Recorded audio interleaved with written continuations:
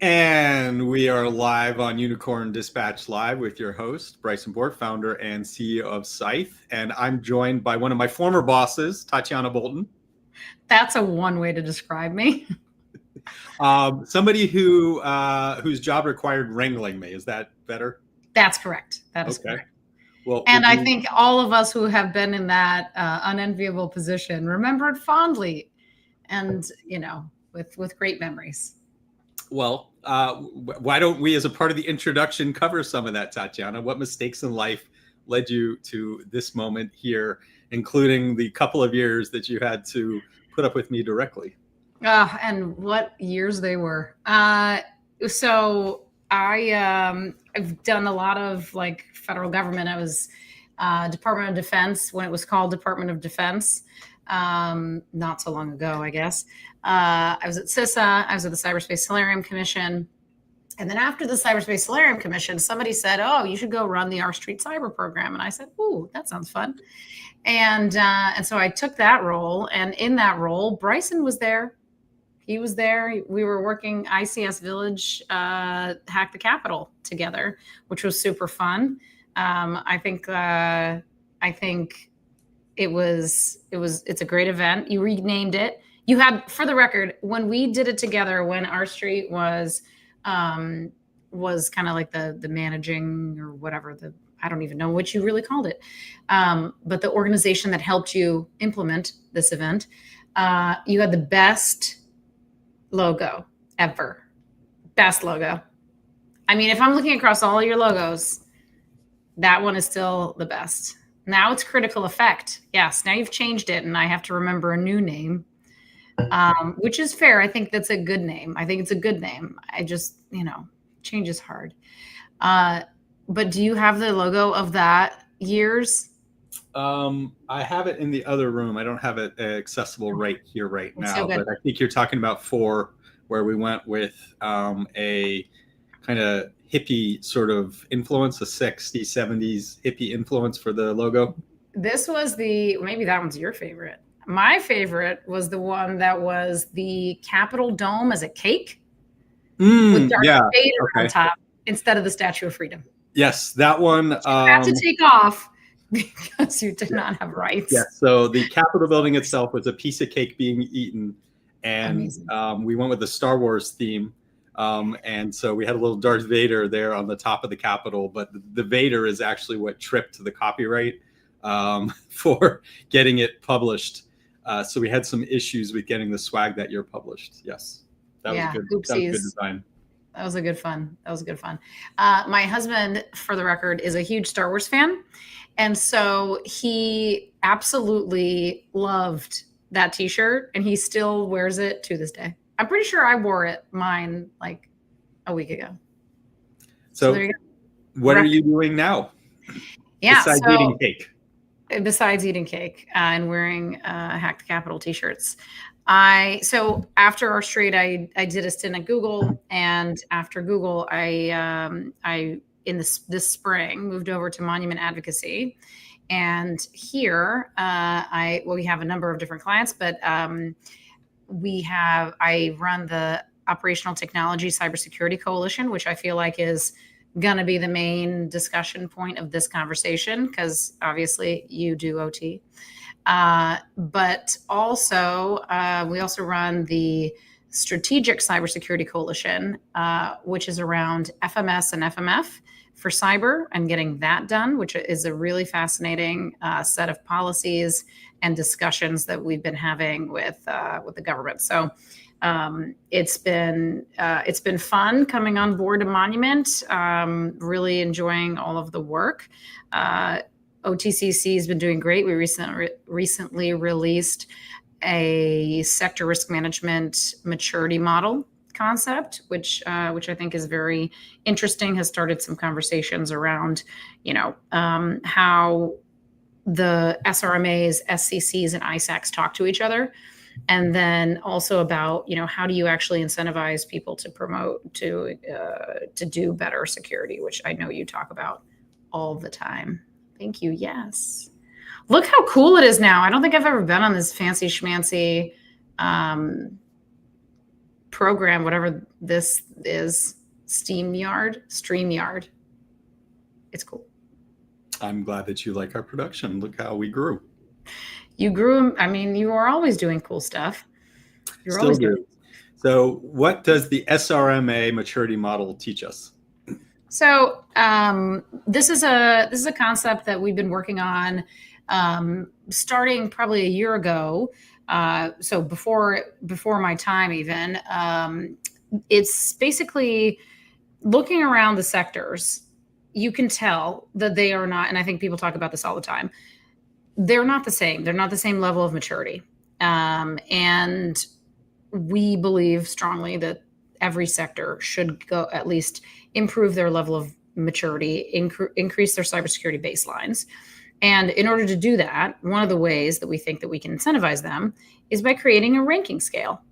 And so the sector risk management maturity model creates a model with 5 criteria that lay out what each sector should have. And it's it's not sector specific, but it talks about various different things you need to have if you want to be mature to a certain level. So the first level, like if you're inconsistent maturity, you have very limited domain expertise, you don't have a lot of set policies, you don't do risk assessments and are not great at incident response, don't have any plans, and there's not a lot of cross-sector coordination. And then as you go down up the levels of maturity up to like level 5, optimized maturity, you see a lot more of those things. So it's a model that allows the ecosystem, or particularly in our case, we recommended that this be ONCD, the Office of the National Cyber Director, that does this, rank the actual maturity of each sector every year and tie budgeting to this, for example. So if you've got a sector that is critical, but that is a level 5 maturity, you then, ONCD doesn't have to spend any time or money, at least, in that sector, right? You probably don't need to give them support for incident response, obviously still aware of the incident response as it happens, but, you want to still get data from them. But these aren't the people that you need to hunt people to. You don't need to give them, millions of dollars to increase their cybersecurity. They're already there.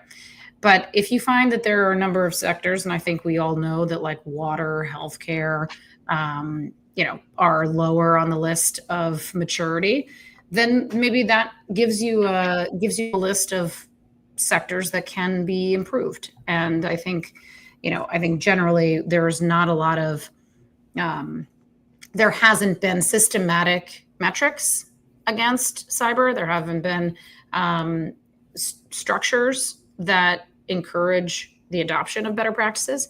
And so that's what we're trying to do. We're trying to incentivize all of these things through this model to encourage the adoption of more secure practices. So I understand it seems like the model is directed at the SRMA as opposed to the asset owners that the SRMA oversees. Yes. And so, I mean, this is like a step 1. And also for the record, the whole model is a thought leadership exercise. So we're trying to incite kind of feedback and conversation.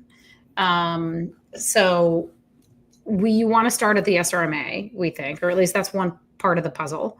And then, of course, the entities will also have to increase their security. But I think, generally speaking, if an SRMA has no domain expertise, they don't have incident response plans across their sector, it's going to be difficult for them to help in any incident to any specific entity within their sector.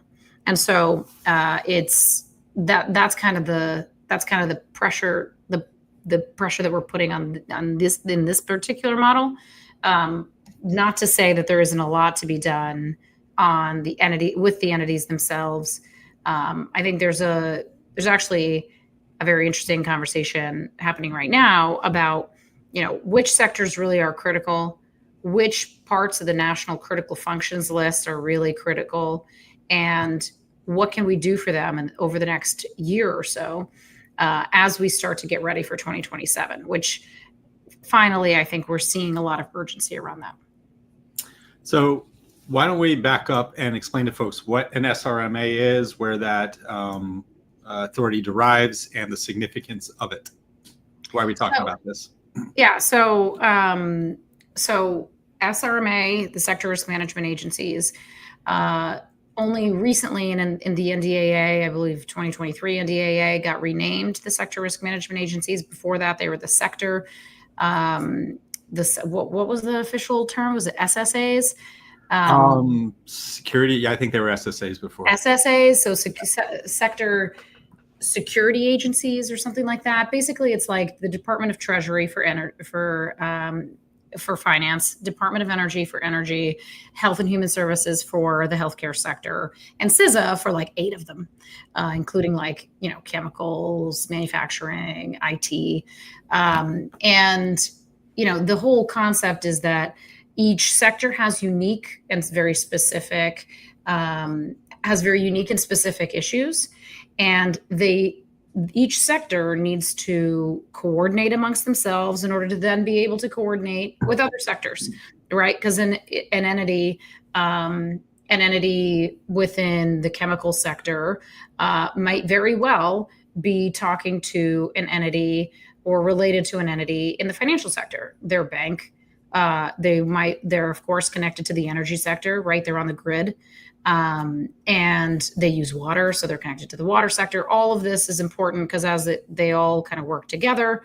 And if there's an attack in any way, then you've got all these entities that have to be sort of separately secure so that the whole ecosystem can be secure. And so the sector risk management agencies are supposed to play the role of helping to coordinate, helping to direct, create incident response planning, and do tabletop exercises across the sectors so that each individual sector is ready to defend against attacks in their individual sector, and then be able to provide the expertise about their sector to both CISA, to the states, to OECD, et cetera. So it's a complicated web of fun. Well, and so related to that, and in your maturity model, you note at level 5 that there is a regular report to the National Risk Management Council. So why don't we talk about that agency's, or that council's role? It's not an agency. That council's role and why reporting to them. What's different between them and the Office of National Cybersecurity Director at OECD out of the White House? Yeah. So, that office is responsible for coordinating risk assessments. They work with NRMC within CISA. So CISA has the National Risk Management Center, which, also helps to define things like the national critical functions. ONCD is supposed to sit across all of these things and kind of be the coach for cybersecurity in the federal government. And so you've got all of these kind of pieces working together. We felt like that particular entity was the best place to provide reports because CISA so NRMC sits within CISA. It is the one place that will identify risks across sectors. It's supposed to provide expertise to the various sectors. It's supposed to give guidance and advice to ONCD from the perspective of cybersecurity, right? Kind of like within the DoD, there's risk assessments and planning.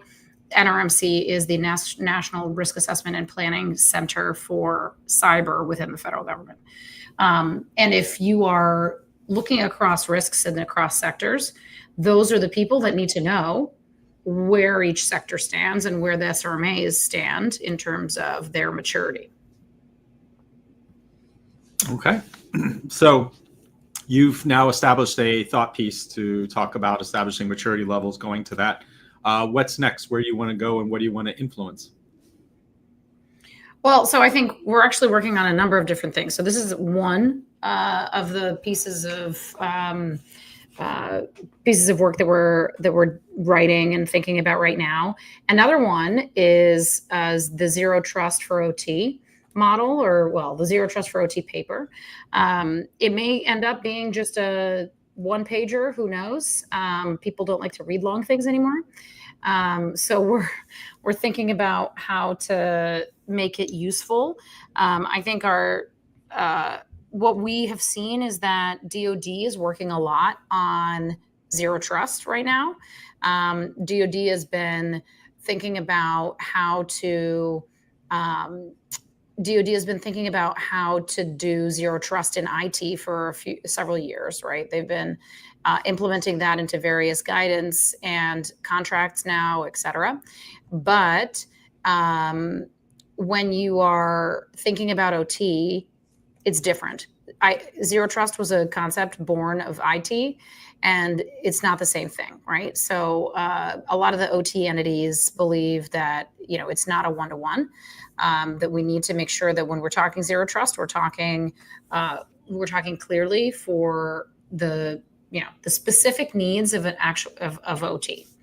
And so we're working on a paper that kind of lays that out, what the differences are, what parts of Zero Trust apply, what parts of Zero Trust don't apply, and then where there are gaps, where you actually need to do more for OT, or maybe you need to do something different.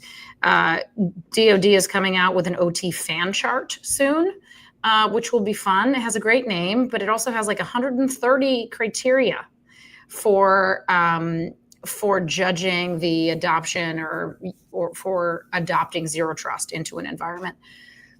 Very difficult.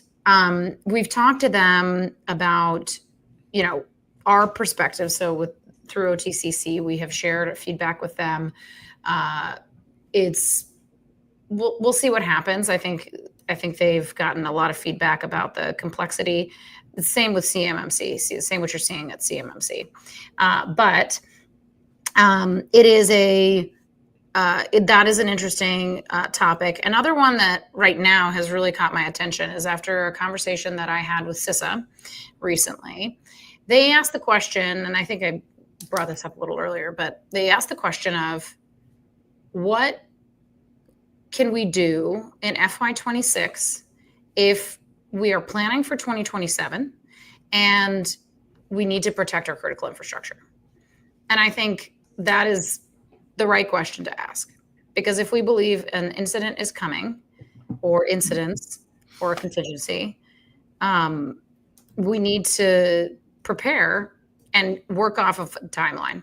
I think very, very few people can kind of get the sense of urgency when we're operating against kind of an amorphous issue. But I think this issue with China in 2027 has really started to hone and put a little pressure on the entities and the government to really move quickly. And so I'm sensing that from CISA certainly and ONCD about what you can do in a year.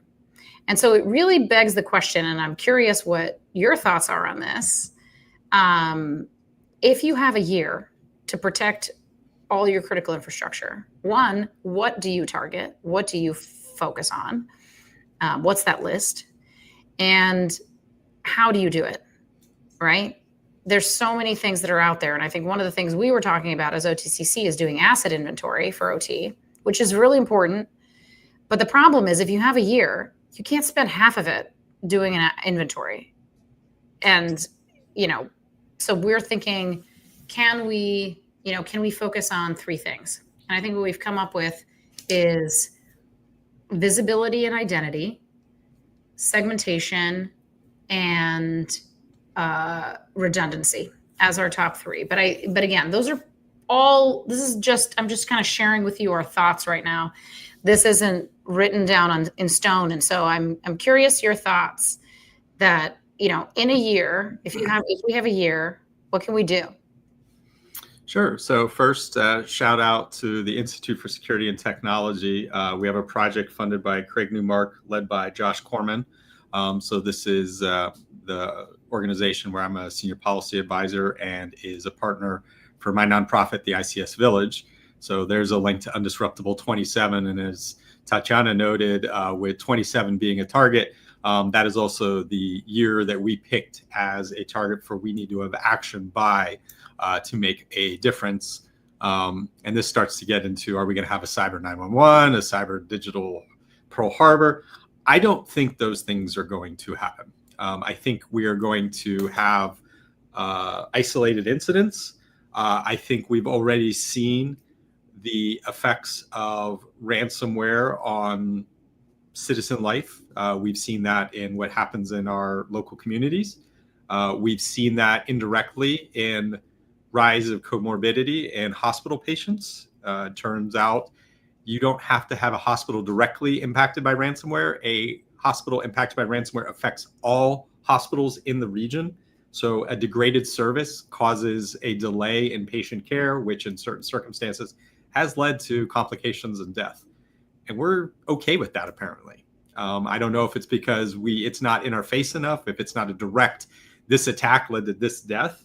But I think we've tolerated a certain amount of this. My view, so your list, visibility, identity, segmentation, and redundancy. I don't know a single asset owner that could do any of those in less than a year. Visibility alone is a multi-year project. So when I look at it, to me, those are responsibilities the asset owner should already be doing. And there's not things that we can do that can help make that easier for them. They have to walk that walk themselves. So when I look at the problem, I think of it in two parts. One, what do we as a citizenry need to be able to do? And what do we as the actual critical infrastructure operators need to do? When I look at the citizenry, I think we need to do a better job of educating the same way that we would against a hurricane or a weather system or weather event. So the way that we have FEMA already telling you to stock water, stock food supplies, stock medical supplies, I think everybody in this country should have some personal responsibility for having those things on hand. So if there is a national incident or a regional incident, then we as individuals, as citizens, are not vulnerable to that situation. I think that's what we should ask of people to be a part of this. For the operators, I don't think there's much we can do on prevention or resilience in that time period, but I think what we can do is invest in more of a cyber mutual assistance capability. We've had multiple organizations talking about different kinds of volunteer auxiliaries. We've had, unfortunately, the big shift with this administration has been from the federal to the state. So it's now incumbent on the states to build those things up. And that's an area where I would be looking at how do we help those 50 states start to build IOC initial operating capabilities for response and assistance, because that's the part of resilience that we can drive with people, training, and access. You're being very pessimistic today. Very pessimistic. I'm being pragmatic. I'm looking at what we can do in this time frame. I've worked with hundreds of operators over many years, and your ideas are like you said, your ideas are the right ideas, but in that time frame, it's hard. They can't accomplish them in that time frame. It's almost impossible. I know. And what I think in terms of Ali King, who I work with, who's on the OTCC, says often the tech is the easy part. The people are the hard part. And so I think what we're running into is that it's not so much that there isn't a solution, right? Like you can go out and buy incident response, or you can go out and buy CDM. You can go out and, buy all kinds of technical solutions. But can you convince people on the Hill, for example, to pass a bill to put funding behind it? Because I think so much of this is that it's in rural areas. 95% of critical infrastructure, the estimate is that like 95% of critical infrastructure is below the cyber poverty line. And so because it's in private hands, it's not, cyber is not prioritized. They are smaller entities, and so, I guess the question is like, what can you do for those organizations? And I'm thinking through how can we help them if we only have a year? But yeah, and that's where I go to building up what I see as those response capabilities, because those are elements that we can centrally source even if it's at the state level, to meeting those needs. As you know, this is another challenge, is that particularly in America, critical infrastructure is majority in private hands. If I remember the statistics, 85% of our critical infrastructure is in private hands, 15% is in public, which means, again, going back to like visibility, like I'm a private entity. I'm not letting a government come in and do asset discovery and visibility on me. The goal is not to have government do this. The goal is to have government possibly fund this, or to somehow incentivize the uptake of all of these things, right? Like kind of like a national get ready campaign, right? Like I think it is incumbent on the government to help get the critical infrastructure there that is at a minimum deemed the most critical to the operation and function of, well, first of all, military logistics, right? And then food, health, and safety. And so, so many sectors play into that. It's almost hard to say like, oh, well, ag doesn't matter. Yeah, until we don't have a food supply, right? Or, well, I can go without energy for a little while. I'm like, yeah, but what if it like powers, what if it powers your water pumps or your hospitals that only can run off a generator for 2 weeks? And then what? Something I've seen that has been a positive side of all of this. So I know you're like, ooh, yeah, let's throw some optimism in here. So having done Hack the Capitol and Critical Effect for a number of years, it's been interesting to see how the members of Congress that we invite that speak, how they've shifted their understanding and what they know. I can recall a few senators and members of Congress not being the most informed on the topic, if I'm being diplomatic and polite. If I'm being less diplomatic or polite, I mean, saying complete bullshit, demonstrating they don't care. And now not a single one is in that category because it's no longer this other thing, like that niche nerd thing over there. It's tied directly to core prerogatives for their state, like the economy and jobs and workforce development. You mentioned agriculture. If you are in a state that agriculture is a big part of the economy, well, you really care about cybersecurity now because you've seen what's been happening to big ag. And we've covered that in, I've covered that in a number of different ways in like the podcast that I run, Hack the Plant, and a lot of the other materials that we do. So the members of Congress get it now. Cybersecurity, as we'd always hoped back when we were at R Street, that it was a bipartisan issue. Bipartisan or not, they now understand. Yeah. So I testified in front of the House Homeland Cyber Subcommittee a month ago or 2 months ago. I don't even know. Time flies.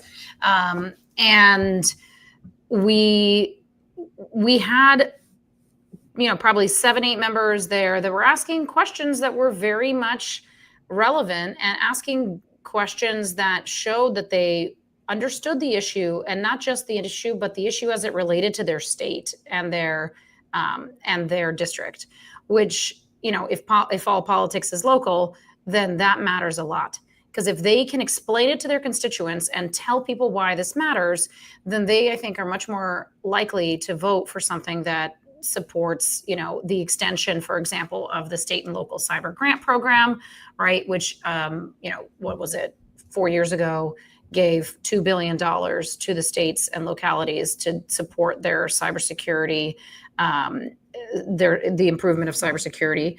And, the questions were like, well, what are the top 5? How do I talk to my small entity in my district who gets recommendations from SANS and also from CISA and also from, a third entity? What is the top 5? And so I think we had a really good conversation, and, you saw representatives that hadn't previously championed cybersecurity legislation, championing some of these issues, which is great. Granted, and I think one of the things that, of course, you got to talk about on September the 30th is that, everything might run out because we are about to go into a shutdown. we want to go into a CR. We want a continuing resolution. We'd love a continuing at this point shutdown. Exactly. At this point, we'd love a really poorly, like barely held together piece of legislation that gets you to a real bill for a budget. But instead, we're getting a full shutdown. Yay.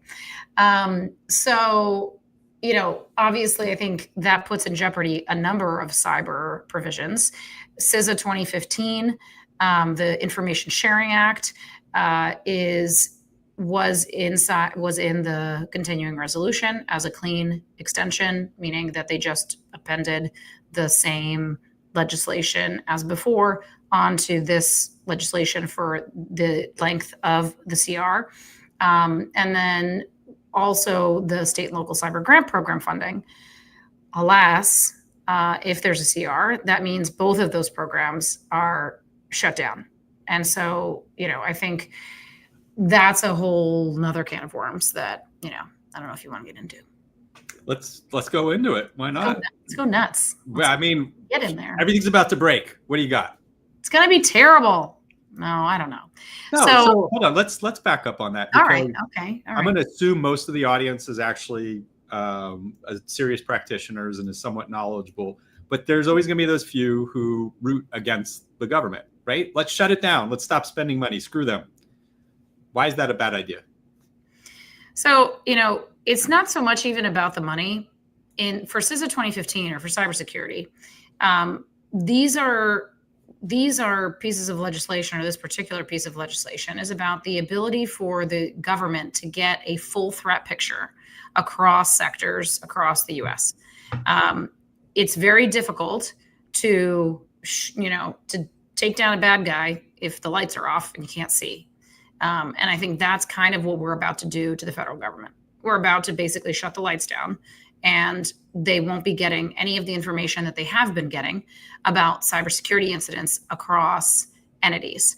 There are any number of different examples of when this particular authority was used to compile information that allowed the United States to figure out where China was hiding. Salt and Volt Typhoon were found because of the aggregation of information that CISA and the intelligence communities received about incidents that were happening across the United States. It wasn't one huge incident. It was the conglomeration of all of these small incidents that led them to understand the depth of the incident and allowed us to start to mitigate against Chinese activity. And so those are the kinds of impacts that we're going to no longer be able to have if the federal government is operating without any information. You can imagine that the decisions coming out of the government will also be just that much worse. So whether or not you like the government, I think you want it to operate with some informed decision making. And so I think that's why it's so important. Now, some argue that there are other authorities under which private entities can share information with the federal government. And that is true to an extent. There are certainly DC3 within the DOW can get information. I know it's hard. I work there. I know. It just sounds like Dow. Dope. Stock market. Or dope. It's still technically the DOD. So you can still call it the DOD. It is technically the DOD. It is still technically the DOD. It depends on who you're working with. But yeah. So pretty sure on this morning's presentation, it was the DOW. So the DOW gets information to DC3, which is their kind of like cyber threat, like hub of information, through other authorities, through direct partnership agreements with every individual company that they work with. But remember, setting up a legal agreement like that with the federal government takes time. And so like, imagine if an incident were to happen, or like China or Russia start to do some, malicious activity in the next few months, seeing full well that the federal government is in disarray and that we don't have a government, the government's shut down. and the information sharing has been turned off. It's a perfect opportunity for our adversaries to take advantage of our disorder. So CISA 2015, which predates CISA actually, so it is not named after CISA, and I'm putting the PDF here in, was an incident reporting regulation passed 10 years ago and is currently also up for renewal, although probably the timing of the renewal with the shutdown is likely the reason this is not passed.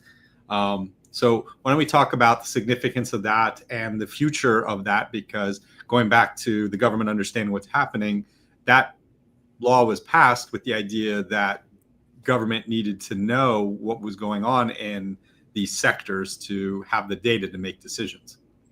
Yeah, and at the time, there was little information that was shared with the government. The sectors were trying to do cybersecurity on their own. You had no ONCD at the time, the Office of the National Cyber Director. You didn't have CISA even at the time. You had the National Protection and Programs Directorate, technically, which became CISA in 2018. So, kind of 3 years after this Information Sharing Act passed. And so many lawyers for private enterprise or just companies in general just didn't want to share information. They were concerned that sharing this information meant that they could possibly be liable for incidents. They were concerned about being, people going after them, the federal government going after them for, under some kind of regulatory umbrella, although there is no such thing. There literally is no liability law for cyber. There's not that many regulations in cyber. And so, CISA CISA 2015 meant to provide, a full threat picture. I'm not sure that we ever even really got there. I think we're still trying to find ways to improve information sharing. But I think now it's, for me anyway, I think the biggest thing is that we're just having a rehash of a conversation we had a decade ago. That's my biggest problem, is that there's so many problems now, kind of like what we were talking about before. 2027 is coming up. How do we protect, things like hospitals and water and energy and rail and food? And instead, we're having debates about whether or not information sharing is good. And so that's, I think, the most frustrating part to me, is that we really have to use our limited time and resources to go after some of these biggest problems. And, I think there's probably 95% agreement across the Hill. So Senate and House both agree, both Republicans and Democrats, that CISA 2015 should pass. But unfortunately, there are, a couple of very important detractors. And I think the wrangling on the Hill has been challenging. And, the Chairman Paul, who sits on House or on Senate Homeland Security Committee, is the chairman. He proposed his own bill for information sharing, where he appended his Freedom of Speech Act, I believe it was, as well as a number of other changes, like removing liability protections and removing the FOIA exemption and making it a 2-year extension. All of those were kind of non-starters, even for CISA, who was opposed to that version. And so we're kind of in a little bit of an impasse. And I actually don't know what the law is going to look like at the back end of this. Looks like I've gone over to the pessimistic side now, huh? Well, let's throw some more gasoline on the pessimistic fire, because also as a part of the updated budget and on information sharing is the ISACs, which were a government established function for information sharing and analysis centers. Those have been cut. Yeah. So, I think not every ISAC, but the MS ISAC and SCCs at one point were cut. And so, we're seeing kind of a shift away from the way in which we've been doing business. And now I will say that if you take a look at the progress that we have made, could we have been better? Probably. So are there ways to do it differently? Sure. I think for me, I would like to see, like, if we get rid of ISACs, right? These are the coordination mechanisms for information sharing. Or if we get rid of sector coordinating councils, then I want to see, like, what's the other, framework? What's the other way that we're going to do this, right? Because we still need to talk to each other. One of the main critical pieces of warfighting is command and control, right? That's the primary thing. Like, you always have to have command and control. And that is what CISA is supposed to be for the federal government. That is what ISACs are supposed to be, and SCCs or SRMAs are supposed to be for their sectors. We need to make sure that those are functional. And so it's, if we are going to change a particular format, that's fine. I don't really care whether it's, regionally based, or if it's, if it's risk-based, if it's sector-based. I just think that we need to make sure that everybody has everybody knows what the format is, and everyone's participating. And I think that's, I think it wasn't necessarily, not everyone was participating before. I think everyone's not participating now. I think we need to do more now. And I will, fully supportive of all of the work that the individual entities have been doing. There's so many people in the OT community that are really pushing and trying to do good work and honestly trying to improve the security baseline. So I'm not saying that people aren't doing great work.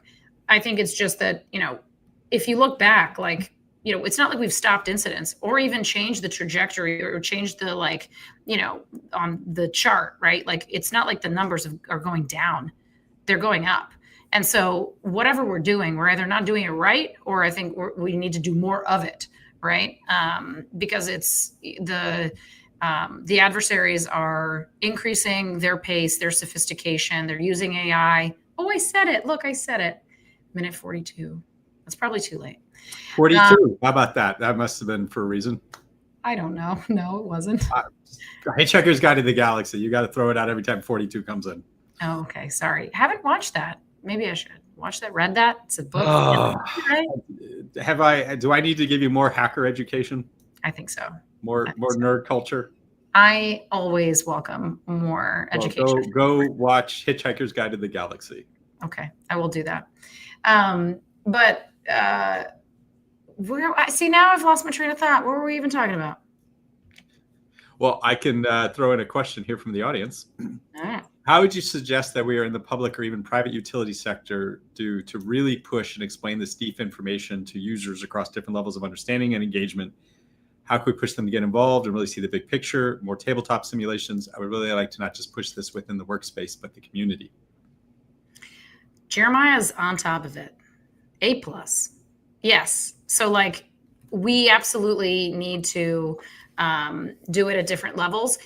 Bryson does an amazing job. He not only talks to people on the Hill and the administration, which I do as well, but he also hosts conferences that bring together all kinds of different people at different levels of understanding. I think one of the coolest things that you do in Critical Effect is the track for first-time speakers and trying to get younger audiences and younger entry sort of people who are just entering the field to speak and to get their voices and ideas out there. But a lot of this is training. I think tabletops are fantastic. I'm a huge proponent of tabletop exercises. I was part of the Cyberspace Solarium Commission, and that was absolutely one of the things that we advocated for. You shouldn't be exchanging business cards and talking to people when an incident is happening. You need to know who these people are, and you need to know what to do, and you need to know the process. And the way that you do that is through tabletop exercises.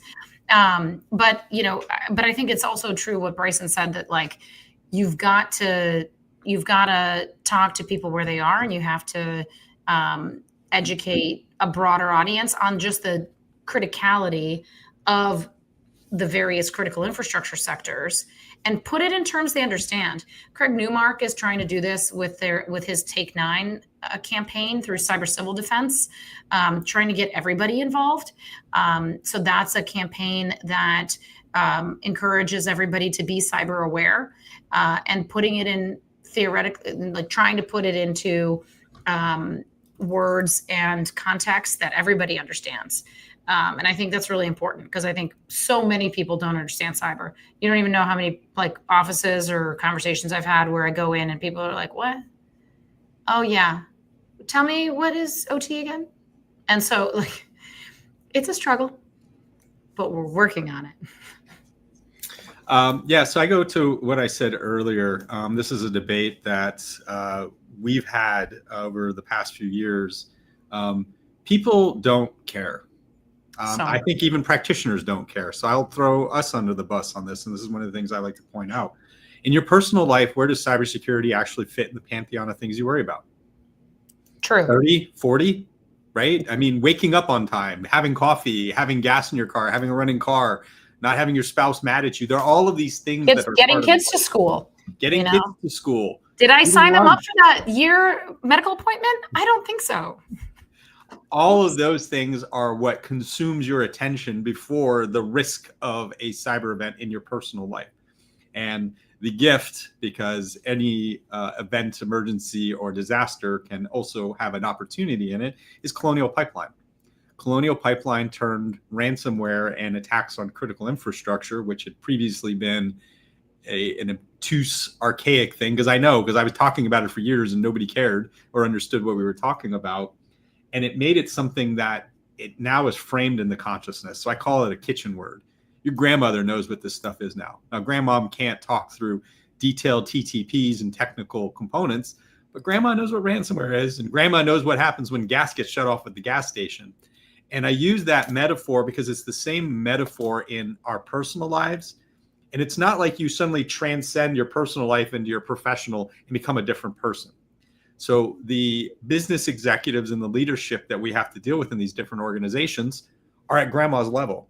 They didn't suddenly get smarter because they have to be in a business setting. It is still where cybersecurity risk is in terms of how they think about things, or their dependence on critical infrastructure sectors and prioritizing that. And so we now have a common space to do it. Tabletops are great because it's a good way to tell a story and illustrate a point that naturally makes sense to somebody. Like they experience the, oh, I didn't know that. Oh, that happened because we didn't do something. It clicks. But that's a limited way to get leadership where you want them to start to make the changes that you want to do. So that's how I look at it when I look at the personal citizenry, which is why I recommend looking at these incidents more the way FEMA does, as a weather incident and being prepared for that kind of service disruption, and then how to handle the organizational leadership where you can make actual tactical changes. Just with one caveat that FEMA is now a dirty word. We can't use it. FEMA is also being defunded. Yes, I recall. Can't say it. I'm kidding. But, and I will also say, so all this talk about like people and like the community and them knowing what's going on, I will put one fairly big caveat on this, that I am actually I absolutely training, absolutely exercising. However, it really should be on the developer ecosystem, not the developers, but the ecosystem, to create a place where coding, it can be done securely, so that eventually we get to a place where we are past all of these issues, where we're expecting users to know how to not click phishing links, and developers to write perfect code each and every time so there aren't bugs. Christoph Kern wrote this amazing paper on the secure developer ecosystem. He's from Google. And I worked with him there on all of this stuff on Secure by Design. And I think this is directly relevant to this because, all of this happens because we are working off of not only legacy systems, but also systems now that are being built that are still not taking security into account. And they're doing that because it's very easy right now to code insecurely, because you can pick any number of languages to write in or tools to use. Not to even go down the rabbit hole of the open source stuff and the security of that. But a secure developer ecosystem allows developers to pick only secure tools from the toolbox, and it creates a well-lit path for them so that they end up developing secure code right from the front end, because developers are users too. And so we can't expect them to be perfect, just like we can't expect users to be perfect. I believe that the kind of the weight of decision making shouldn't be on those parties, and instead we should shift it left, and we should make sure that the ecosystem that developers are working in are actually secure. And I think that'll be a tremendous shift in the way in which we sort of digest all of the technology that's around us. Okay. Coming into the lightning round and the end here. Ooh, okay. Exciting. Oh, don't worry. You're not going to be put on a test. I know you would want those questions in advance. I know. No, I love tests. I know you love tests. But you like tests because you like to be prepared for the test, and you've studied for the test, and then you nail the test. For me, doing a pop quiz on you right now, that's going to make you do that. I do tell all my children, the tests are just an opportunity to show people how much you know. Well, on that note, what would you like to show the people that you know that you haven't already about this topic? Oh man, that's hard. I just talked about all the stuff. I think that I'm like coming up blank. It just means I've covered everything. Not really. That's not true. What else is going on?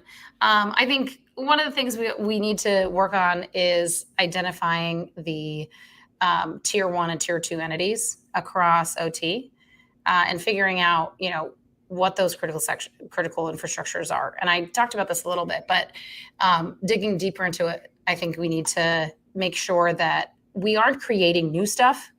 Like I'm not one to create I don't think we need to create new policy or new guidelines or new top fives. I think we already have a lot. I think we need to figure out how to implement what we have and figure out what is the prioritization. Okay. I mean, do I get a grade? That was a B-. Thank you. Yeah, fair. It's hard. Short on detail, long on thought. Well, you said lightning round. You said lightning round. This is why I got to send you the questions in advance, because now you're disputing the grade. This is why I didn't want to give a grade in the first place. It wasn't really a pop quiz. I know you, Tatyana. I was keeping myself out of trouble. Fair. You tried. I tried. Good effort. I often do. Good effort. I'm not gonna fail you. Anyway. Okay. Well, yep. Thank you so much for joining us on Unicorn Dispatch Live, and stay tuned for more operational technology and critical infrastructure work from Tatyana Bolton at Monument Advocacy. Thanks, Bryson. It's great to be here.